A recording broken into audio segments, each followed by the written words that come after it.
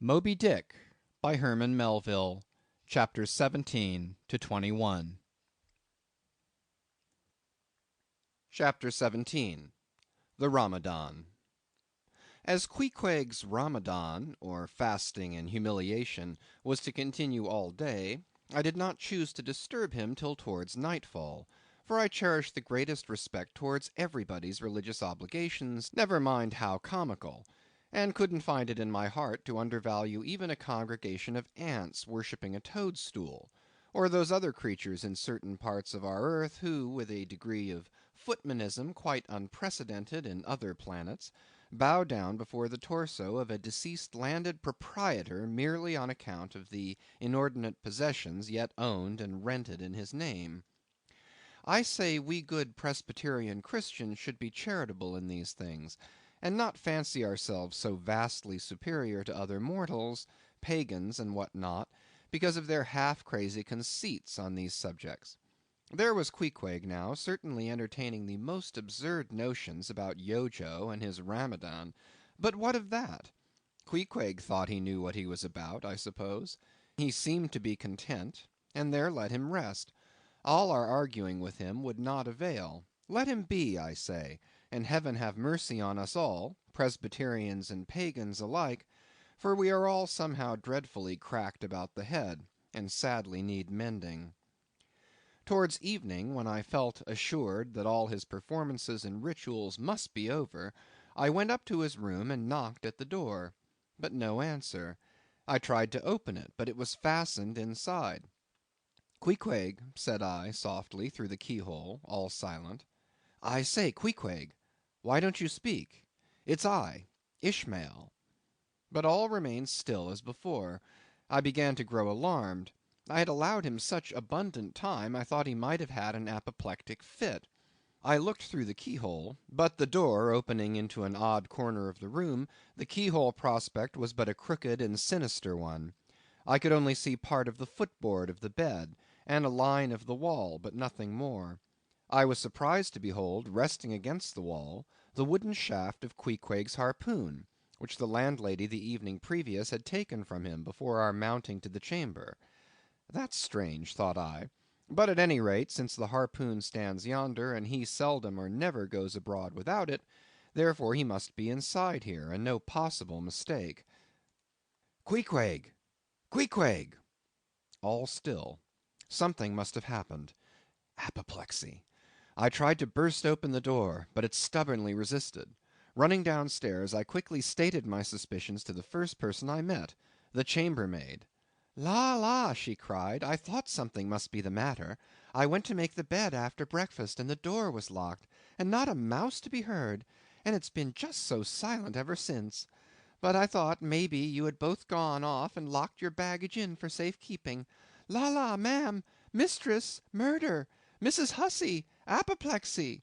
And with these cries she ran toward the kitchen, I following. Mrs. Hussey soon appeared with a mustard pot in one hand, and a vinegar cruet in the other, having just broken away from the occupation of attending to the castors, and scolding her little black boy meantime. "Woodhouse!" cried I, "which way to it? Run, for God's sake, and fetch something to pry open the door. The axe! the axe! He's had a stroke, depend upon it." And so saying, I was unmethodically rushing upstairs again empty handed, when Mrs. Hussey interposed the mustard pot and vinegar cruet and the entire castor of her countenance. "What's the matter with you, young man? Get the axe. For God's sake, run for the doctor, some one, while I pry it open." "Look here," said the landlady, quickly putting down the vinegar cruet, so as to have one hand free. "Look here, are you talking about prying open any of my doors?" And with that she seized my arm. "What's the matter with you? What's the matter with you, shipmate?" In as calm but as rapid a manner as possible, I gave her to understand the whole case. Unconsciously clapping the vinegar cruet to one side of her nose, she ruminated for an instant, then exclaimed, "No, I haven't seen it since I put it there." Running to the little closet under the landing of the stairs, she glanced in, and returning, told me that Queequeg's harpoon was missing. "He's killed himself!" she cried. "It's unfort'nate Stiggs done over again. There goes another counterpane. God pity his poor mother! It'll be the ruin of my house. Has the poor lad a sister? Where's that girl? There, Betty, go to Snarles the painter, and tell him to paint me a sign, with no suicides permitted here, and no smoking in the parlor. Might as well kill both birds at once. Kill! Ah, the Lord be merciful to his ghost. What's that noise there? You, young man, avast there!" And running up after me, she caught me as I was again trying to force open the door. "I don't allow it. I won't have my premises spoiled. Go for the locksmith. There's one about a mile from here. But avast!" putting her hand in her side pocket, "here's a key that'll fit, I guess. Let's see." And with that she turned it in the lock, but alas, Queequeg's supplemental bolt remained undrawn within. "Have to burst it open," said I, and was running down the entry a little for a good start, when the landlady caught at me, again vowing that I should not break down her premises; but I tore from her, and with a sudden bodily rush dashed myself full against the mark. With a prodigious noise the door flew open, and the knob slamming against the wall sent the plaster to the ceiling. And there, good heavens, there sat Queequeg, altogether cool and self-collected, right in the middle of his room, squatting on his hams, and holding Yojo on the top of his head. He looked neither one way nor the other way, but sat like a carved image, with scarce a sign of active life. "Queequeg," said I, going up to him, "Queequeg, what's the matter with you?" "He hain't been sitting so all day, has he?" said the landlady. But all we said, not a word could we drag out of him. I almost felt like pushing him over so as to change his position, for it was almost intolerable, it seemed so painfully and unnaturally constrained, especially as in all probability he had been sitting so for upwards of 8 or 10 hours, going too without his regular meals. "Mrs. Hussey," said I, "he's alive at all events, so leave us if you please, and I will see to this strange affair myself." Closing the door upon the landlady, I endeavored to prevail upon Queequeg to take a chair, but in vain. There he sat, and all he could do, for all my polite arts and blandishments, he would not move a peg, nor say a single word, nor even look at me, nor notice my presence in the slightest way. I wonder, thought I, if this can possibly be a part of his Ramadan. Do they fast on their hams that way in his native island? It must be so. Yes, it's part of his creed, I suppose. Well, then, let him rest. He'll get up sooner or later, no doubt. It can't last forever, thank God, and his Ramadan only comes once a year, and I don't believe it's very punctual then. I went down to supper. After sitting a long time listening to the long stories of some sailors who had just come from a plum-pudding voyage, as they call it, that is, a short whaling voyage in a schooner or brig confined to the north of the line in the Atlantic Ocean only, after listening to these plum-puddingers till nearly 11 o'clock, I went upstairs to go to bed, feeling quite sure by this time Queequeg must certainly have brought his Ramadan to a termination. But no, there he was, just where I had left him. He had not stirred an inch. I began to grow vexed with him. It seemed so downright senseless and insane to be sitting there all day and half the night on his hams in a cold room, holding a piece of wood on his head. For heaven's sake, Queequeg, get up and shake yourself. Get up and have some supper. You'll starve. You'll kill yourself, Queequeg. But not a word did he reply. Despairing of him, therefore, I determined to go to bed and to sleep, and no doubt before a great while he would follow me. But previous to turning in, I took my heavy bearskin jacket and threw it over him, as it promised to be a very cold night, and he had nothing but his ordinary round jacket on. For some time, do all I would, I could not get into the faintest doze. I had blown out the candle, and the mere thought of Queequeg, not 4 feet off, sitting there in that uneasy position, stark alone, in the cold and dark, this made me really wretched. Think of it, sleeping all night in the same room with a wide-awake pagan on his hams in this dreary, unaccountable Ramadan.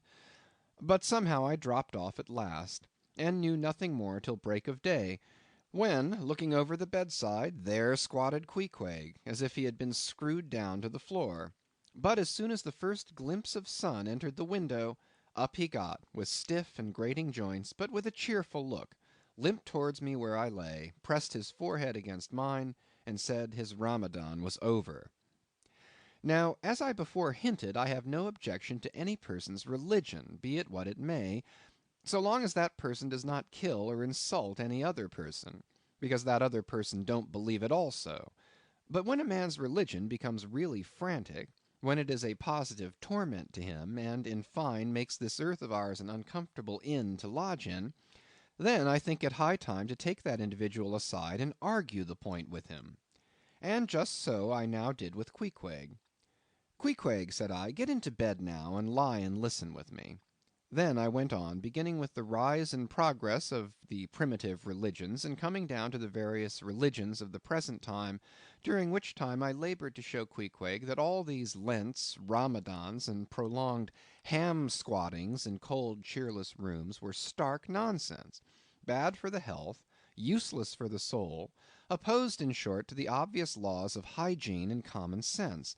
I told him, too, that he, being in other things such an extremely sensible and sagacious savage, it pained me, very badly pained me, to see him now so deplorably foolish about this ridiculous Ramadan of his. Besides, argued I, fasting makes the body cave in, hence the spirit caves in, and all thoughts born of a fast must necessarily be half starved. This is the reason why most dyspeptic religionists cherish such melancholy notions about their hereafters. In one word, Queequeg, said I, rather digressively, hell is an idea first born on an undigested apple dumpling, and since then perpetuated through the hereditary dyspepsias nurtured by Ramadans. I then asked Queequeg whether he himself was ever troubled with dyspepsia, expressing the idea very plainly, so that he could take it in. He said no, only upon one memorable occasion. It was after a great feast given by his father, the king, on the gaining of a great battle wherein 50 of the enemy had been killed by about 2 o'clock in the afternoon, and all cooked and eaten that very evening. No more, Queequeg, said I, shuddering. That will do, for I knew the inferences without his further hinting them. I had seen a sailor who had visited that very island, and he told me that it was the custom, when a great battle had been gained there, to barbecue all the slain in the yard or garden of the victor, and then one by one they were placed in great wooden trenchers, and garnished round like a pilau with breadfruit and cocoanuts, and with some parsley in their mouths were sent round with the victor's compliments to all his friends, just as though these presents were so many Christmas turkeys. After all, I do not think that my remarks about religion made much of an impression on Queequeg, because, in the first place, he somehow seemed dull of hearing on that important subject, unless considered from his own point of view; and in the second place, he did not more than 1/3 understand me, couch my ideas as simply as I would; and finally, he no doubt thought he knew a good deal more about true religion than I did. He looked at me with a sort of condescending concern and compassion, as though he thought it a great pity that such a sensible young man should be so hopelessly lost to evangelical pagan piety. At last we rose and dressed, and Queequeg, taking a prodigiously hearty breakfast of chowders of all sorts, so that the landlady should not make much profit by reason of his Ramadan, we sallied out to board the Pequod, sauntering along and picking our teeth with halibut bones. CHAPTER 18. His Mark. As we were walking down the end of the wharf towards the ship, Queequeg carrying his harpoon, Captain Peleg, in his gruff voice, loudly hailed us from his wigwam, saying he had not suspected my friend was a cannibal, and furthermore announcing that he let no cannibals on board that craft unless they previously produced their papers. "What do you mean by that, Captain Peleg?" said I, now jumping on the bulwarks, and leaving my comrade standing on the wharf. "I mean," he replied, "he must show his papers." "Yes," said Captain Bildad in his hollow voice, sticking his head from behind Peleg's out of the wigwam, "he must show that he's converted. Son of darkness," he added, turning to Queequeg, "art thou at present in communion with any Christian church?" "Why," said I, "he's a member of the First Congregational Church." Here be it said that many tattooed savages sailing in Nantucket ships at last come to be converted into churches. "First Congregational Church!" cried Bildad. "What! that worships in Deacon Deuteronomy Coleman's meeting house?" And so saying, taking out his spectacles, he rubbed them with his great yellow bandana handkerchief, and putting them on very carefully, came out of the wigwam, and leaning stiffly over the bulwarks, took a good long look at Queequeg. "How long hath he been a member?" he then said, turning to me. "Not very long, I rather guess, young man." "No," said Peleg, "and he hasn't been baptized right either, or it would have washed some of that devil's blue off his face." "Do tell now," cried Bildad, "is this Philistine a regular member of Deacon Deuteronomy's meeting? I never saw him going there, and I pass it every Lord's day." "I don't know anything about Deacon Deuteronomy or his meeting," said I. "All I know is that Queequeg here is a born member of the First Congregational Church.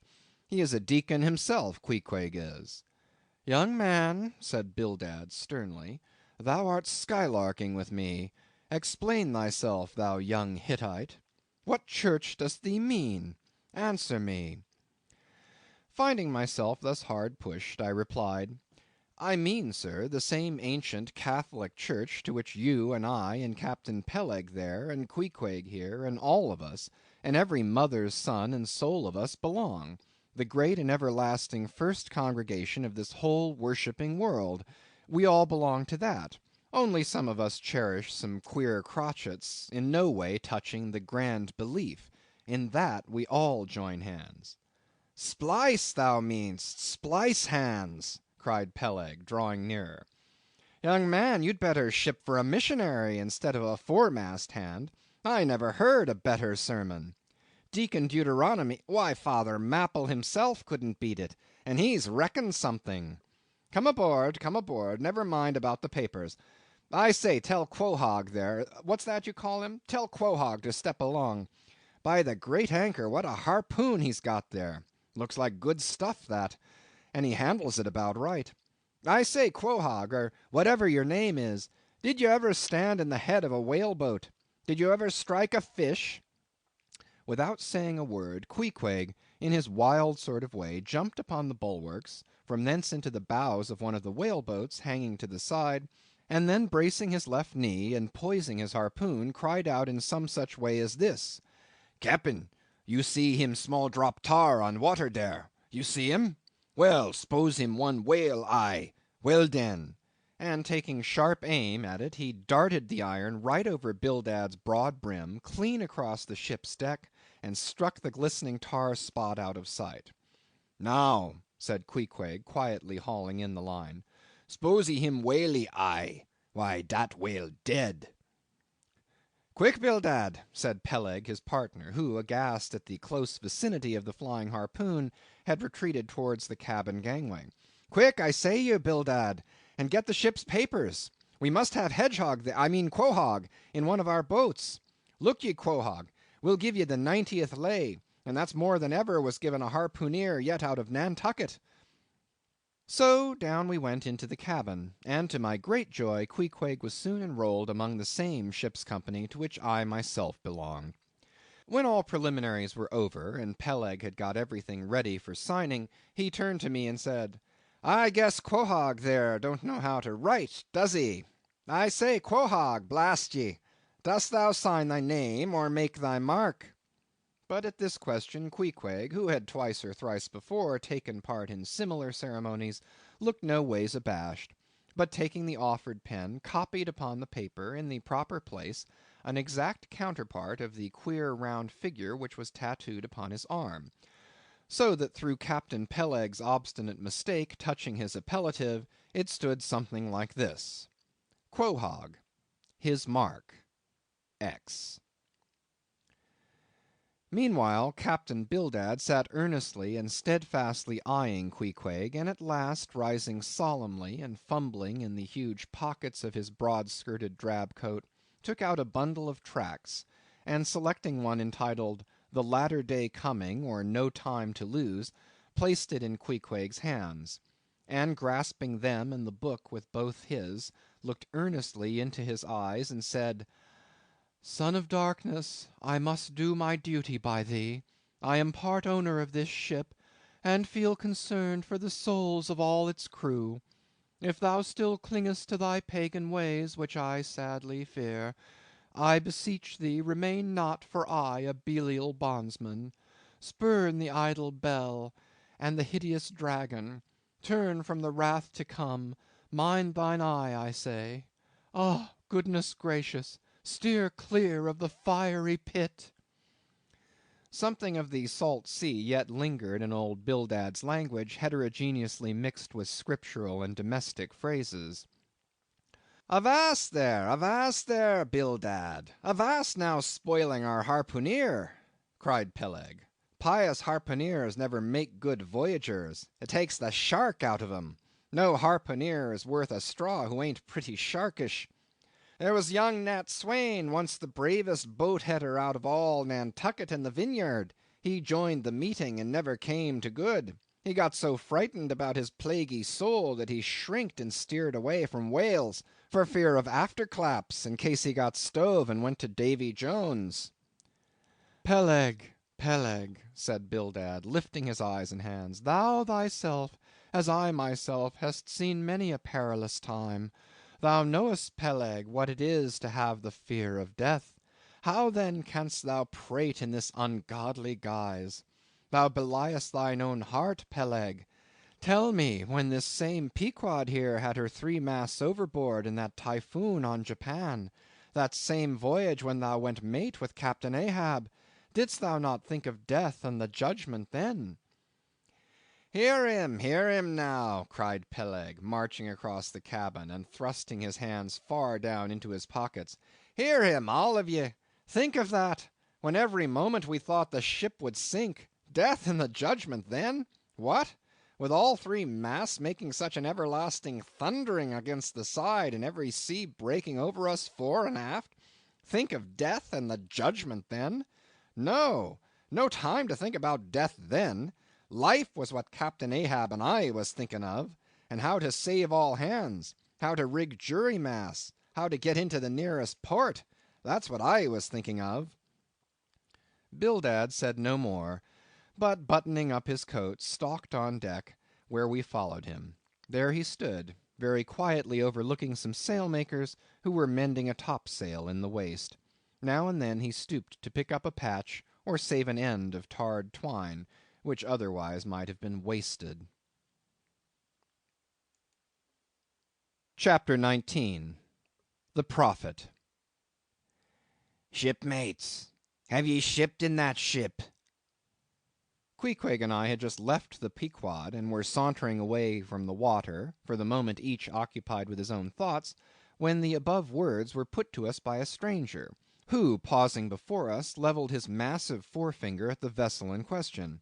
He was but shabbily apparelled in faded jacket and patched trousers, a rag of a black handkerchief investing his neck. A confluent smallpox had in all directions flowed over his face, and left it like the complicated ribbed bed of a torrent when the rushing waters have been dried up. "Have ye shipped in her?" he repeated. "You mean the ship Pequod, I suppose," said I, trying to gain a little more time for an uninterrupted look at him. "Aye, the Pequod. That ship there," he said, drawing back his whole arm, and then rapidly shoving it straight out from him, with the fixed bayonet of his pointed finger darted full at the object. "Yes," said I, "we have just signed the articles." "Anything down there about your souls?" "About what?" "Oh, perhaps ye haven't got any," he said quickly. "No matter, though. I know many chaps that haven't got any. Good luck to 'em, and they are all the better off for it. A soul's a sort of a fifth wheel to a wagon." "What are you jabbering about, shipmate?" said I. "He's got enough, though, to make up for all deficiencies of that sort in other chaps," abruptly said the stranger, placing a nervous emphasis upon the word he. "Queequeg," said I, "let's go. This fellow has broken loose from somewhere. He's talking about something and somebody we don't know." "Stop!" cried the stranger. "Ye said true. Ye haven't seen old Thunder yet, have ye?" "Who's old Thunder?" said I, again riveted with the insane earnestness of his manner. "Captain Ahab." "What, the captain of our ship, the Pequod?" "Aye, Among some of us old sailor chaps he goes by that name. You haven't seen him yet, have ye?" "No, we haven't. He's sick, they say, but is getting better, and will be all right again before long." "All right again before long," laughed the stranger, with a solemnly derisive sort of laugh. "Look ye, when Captain Ahab is all right, then this left arm of mine will be all right, not before." "What do you know about him?" "What did they tell you about him? Say that." "They didn't tell much of anything about him, only I've heard he's a good whale hunter and a good captain to his crew." "That's true, that's true, yes, both true enough. But you must jump when he gives an order. Step and growl, growl and go. That's the word with Captain Ahab. But nothing about the thing that happened to him off Cape Horn long ago, when he lay like dead for 3 days and nights. Nothing about that deadly scrimmage with the Spaniard before the altar in Santa. Heard nothing about that, eh? Nothing about the silver calabash he spat into, and nothing about losing his leg last voyage according to the prophecy? Didn't you hear a word about them matters and something more, eh? No, I don't think ye did. How could ye? Who knows it? Not all Nantucket, I guess. But hows'ever, mayhap ye've heard tell about the leg, and how he lost it. Aye, you've heard of that, I dare say. Oh, yes, that every one knows a'most. I mean they know he's only one leg, and that a parmacetti he took the other off."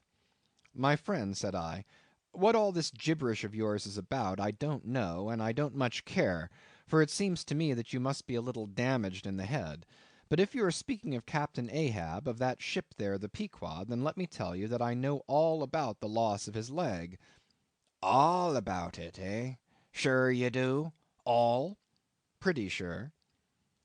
With finger pointed and eye levelled at the Pequod, the beggar like stranger stood a moment, as if in troubled reverie, and then starting a little, turned and said, "You've shipped, have ye? Names down on the papers?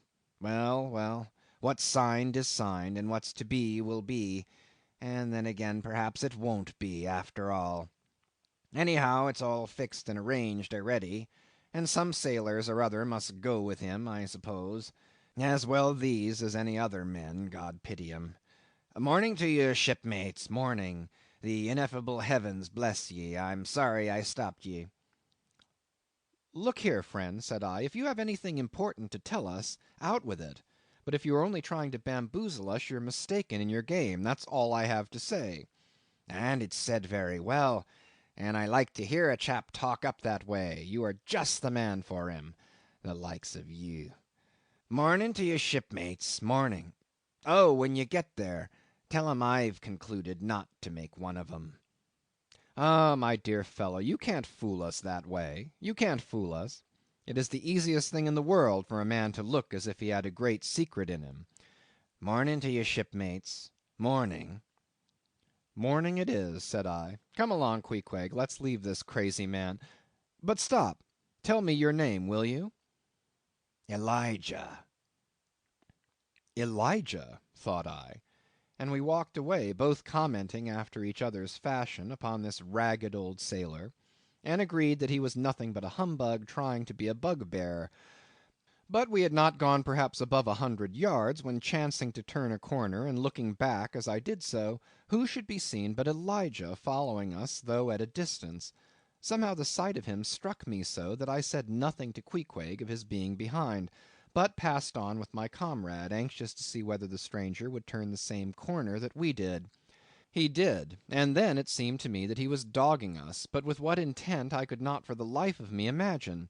This circumstance, coupled with his ambiguous half hinting, half revealing, shrouded sort of talk, now begat in me all kinds of vague wonderments and half apprehensions, and all connected with the Pequod, and Captain Ahab, and the leg he had lost, and the Cape Horn fit, and the silver calabash, and what Captain Peleg had said of him when I left the ship on the day previous, and the prediction of the squaw Tistig, and the voyage we had bound ourselves to sail, and 100 other shadowy things.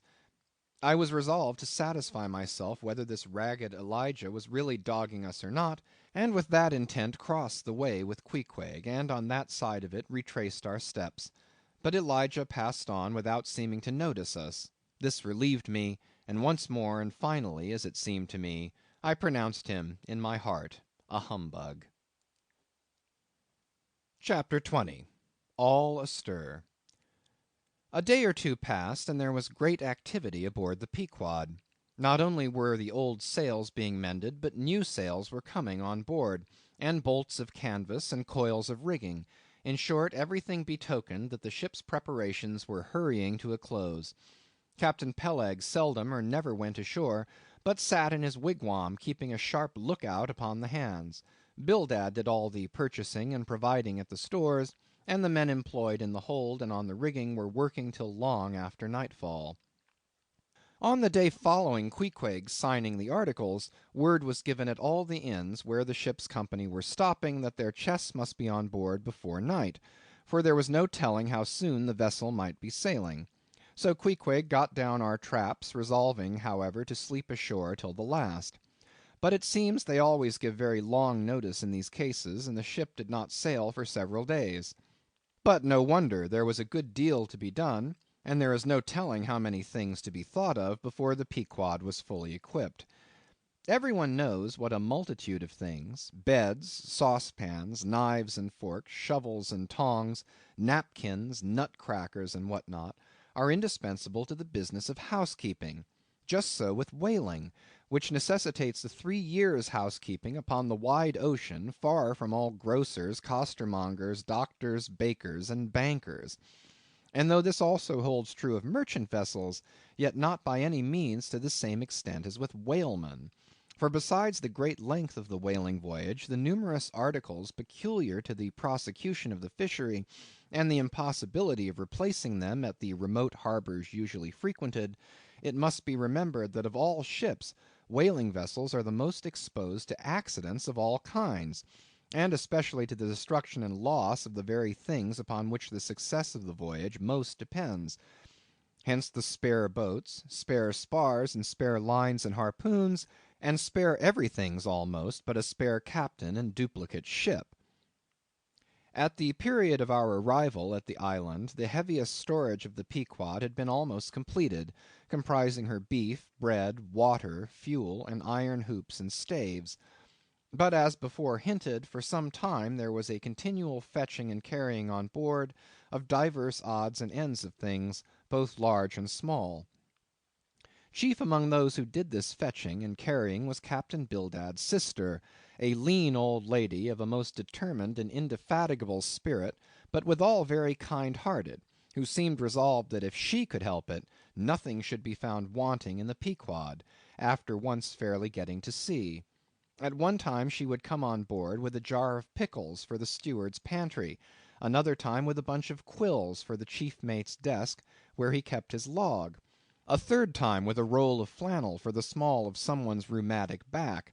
Never did any woman better deserve her name, which was Charity, Aunt Charity, as every one called her. And like a sister of charity did this charitable Aunt Charity bustle about hither and thither, ready to turn her hand and heart to anything that promised to yield safety, comfort, and consolation to all on board a ship in which her beloved brother Bildad was concerned, and in which she herself owned a score or two of well‐saved dollars. But it was startling to see this excellent‐hearted Quakeress coming on board, as she did the last day, with a long oil ladle in one hand and a still longer whaling lance in the other. Nor was Bildad himself nor Captain Peleg at all backward. As for Bildad, he carried about with him a long list of the articles needed, and at every fresh arrival down went his mark opposite that article upon the paper. Every once in a while Peleg came hobbling out of his whalebone den, roaring at the men down the hatchways, roaring up to the riggers at the masthead, and then concluding by roaring back into his wigwam. During these days of preparation, Queequeg and I often visited the craft, and as often I asked about Captain Ahab, and how he was, and when he was going to come on board his ship.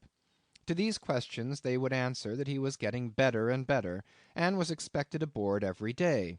Meantime the two captains, Peleg and Bildad, could attend to everything necessary to fit the vessel for the voyage. If I had been downright honest with myself, I would have seen very plainly in my heart that I did but half fancy being committed this way to so long a voyage, without once laying my eyes on the man who was to be the absolute dictator of it, so soon as the ship sailed out upon the open sea. But when a man suspects any wrong, it sometimes happens that if he be already involved in the matter, he insensibly strives to cover up his suspicions even from himself. And much this way it was with me. I said nothing, and tried to think nothing. At last it was given out that some time next day the ship would certainly sail. So next morning Queequeg and I took a very early start. Chapter 21. Going Aboard. It was nearly 6 o'clock, but only grey imperfect misty dawn when we drew nigh the wharf. "There are some sailors running ahead there, if I see right," said I to Queequeg. "It can't be shadows. She's off by sunrise, I guess. Come on." "Avast!" cried a voice, whose owner at the same time coming close behind us laid a hand upon both our shoulders, and then insinuating himself between us, stood stooping forward a little in the uncertain twilight, strangely peering from Queequeg to me. It was Elijah. "Going aboard?" "Hands off, will you?" said I. "Look'ee here," said Queequeg, shaking himself. "Go way." "Ain't going aboard, then?" "Yes, we are," said I, "but what business is that of yours? Do you know, Mr. Elijah, that I consider you a little impertinent?" "No, no, no, I wasn't aware of that," said Elijah, slowly and wonderingly looking from me to Queequeg with the most unaccountable glances. "Elijah," said I, "you will oblige my friend and me by withdrawing. We are going to the Indian and Pacific Oceans, and would prefer not to be detained." "Ye be ye? Coming back before breakfast?" "He's cracked, Queequeg," said I. "Come on." "Halloa!" cried stationary Elijah, hailing us when we had removed a few paces. "Never mind him," said I. "Queequeg, come on." But he stole up to us again, and suddenly clapping his hands on my shoulder, said, "Did you see anything looking like men going towards that ship a while ago?" Struck by this plain matter-of-fact question, I answered, saying, yes, I thought I did see 4 or 5 men, but it was too dim to be sure. "Very dim, very dim," said Elijah. "Morning to ye." Once more we quitted him, but once more he came softly after us, and touching my shoulder again, said, "See if ye can find 'em now, will ye?" "Find who?" "Morning to ye, morning to ye," he rejoined, again moving off. "Oh, I was going to warn you against—but never mind, never mind. It's all one, all in the family too. Sharp frost this morning, ain't it? Good bye to ye. Shan't see you again very soon, I guess, unless it's before the grand jury." And with these cracked words he finally departed, leaving me for the moment in no small wonderment at his frantic impudence. At last, stepping on board the Pequod, we found everything in profound quiet, not a soul moving. The cabin entrance was locked within, the hatches were all on, and lumbered with coils of rigging. Going forward to the forecastle, we found the slide of the scuttle open. Seeing a light, we went down, and found only an old rigger there, wrapped in a tattered pea-jacket. He was thrown at whole length upon 2 chests, his face downwards, and enclosed in his folded arms. The profoundest slumber slept upon him. "Those sailors we saw, Queequeg, where can they have gone to?" said I, looking dubiously at the sleeper. But it seemed that, when on the wharf, Queequeg had not at all noticed what I now alluded to. Hence I would have thought myself to have been optically deceived in that matter, were it not for Elijah's otherwise inexplicable question. But I beat the thing down, and again marking the sleeper, jocularly hinted to Queequeg that perhaps we had best sit up with the body, telling him to establish himself accordingly. He put his hand upon the sleeper's rear, as though feeling if it was soft enough, and then, without more ado, quietly sat down there. "Gracious, Queequeg, don't sit there," said I. "Oh, perry dood seat," said Queequeg. "My country way. Won't hurt him face." "Face," said I, "call that his face? A very benevolent countenance, then. But how hard he breathes! He's heaving himself. Get off, Queequeg, you're heavy. It's grinding the face of the poor. Get off, Queequeg. Look, he'll twitch you off soon. I wonder he don't wake. Queequeg removed himself to just beyond the head of the sleeper, and lighted his tomahawk pipe. I sat at the feet. We kept the pipe passing over the sleeper, and from one to the other. Meanwhile, upon questioning him in his broken fashion, Queequeg gave me to understand that in his land, owing to the absence of settees and sofas of all sorts, the kings, chiefs, and great people generally were in the custom of fattening some of the lower orders for ottomans; and to furnish a house comfortably in that respect, you had only to buy up 8 or 10 lazy fellows and lay them round in the piers and alcoves. Besides, it was very convenient on an excursion, much better than those garden chairs which are convertible into walking sticks. Upon occasion, a chief calling his attendant, and desiring him to make a settee of himself under a spreading tea, perhaps in some damp marshy place. While narrating these things, every time Queequeg received the tomahawk from me, he flourished the hatchet side of it over the sleeper's head. "What's that for, Queequeg?" "Pery easy, killee. Oh, pery easy." He was going on with some wild reminiscences about his tomahawk pipe, which, it seemed, had in its two uses both brained his foes and soothed his soul, when we were directly attracted to the sleeping rigger. The strong vapor was now completely filling the contracted hole. It began to tell upon him. He breathed with a sort of muffledness, then seemed troubled in the nose, then revolved over once or twice, then sat up and rubbed his eyes. "Halloa!" he breathed at last, "who be ye smokers?" "Shipped men," answered I. "When does she sail?" "Aye, aye, you're going in her, be ye? She sails to day. The captain came aboard last night." "What captain? Ahab?" "Who but him, indeed." I was going to ask him some further questions concerning Ahab, when we heard a noise on deck. "Halloa! Starbuck's astir," said the rigger. "He's a lively chief mate that. Good man and a pious, but all alive now. I must turn to." And so saying, he went on deck, and we followed. It was now clear sunrise.